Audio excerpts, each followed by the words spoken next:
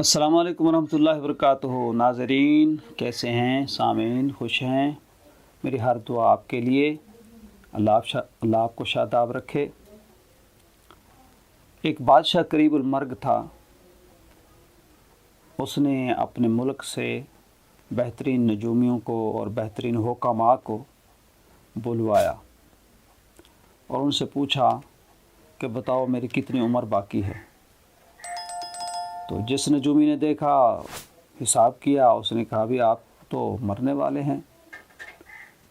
حکیم سے پوچھا، وہ بھی یہی کہے۔ ہر ایک نجومی، ہر ایک حکیم اپنی باری پہ آتا تو اس کی نزا کی کیفیت کو دیکھ کر وہ کہتا کہ آپ تو جانے والے ہیں۔ تو بادشاہ ہر اس حکیم کو، ہر اس سنیاسی کو جو ان کے مرنے کی خبر دیتا، اسے پھانسی پہ چڑھانے کا حکم جاری کر دیتا۔ ایسے میں ایک حکیم صاحب آئے، انہوں نے بادشاہ کی نبض کو چیک کیا، بادشاہ کو دیکھا، بادشاہ کے حال دیکھے اور بادشاہ کے فیصلہ جات کو دیکھ چکا تھا۔ تو اس نے بادشاہ کو دیکھنے کے بعد کہا، آپ کا اقبال بلند ہو، آپ نے بڑی لمبی عمر پائی، آپ نے بڑی سرفرازی دیکھی، آپ کی حکومت کا چہار دانگ عالم میں بڑا چرچا ہے، آپ نے بڑی شہرت پائی ہے، آپ بڑے خوش بخت انسان ہیں۔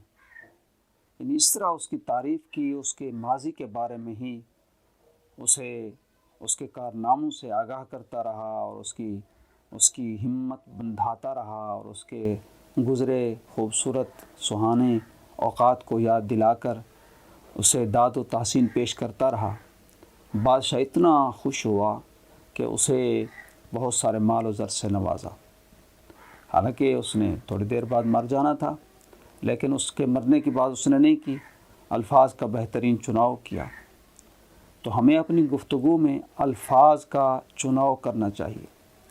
حضرت علی رضی اللہ تعالیٰ عنہ کا ایک خوبصورت شعر ہے، وہ فرماتے ہیں کہ یہ جو کلمے ہیں، یہ جو الفاظ ہیں، ان کا زخم مندمل نہیں ہوتا، نہیں بھرتا، نیزے کا زخم بھر جاتا ہے، نیزے کا زخم بھر جاتا ہے، لیکن الفاظ کا، بولے ہوئے کلمات کا جو زخم ہے وہ نہیں بھرتا۔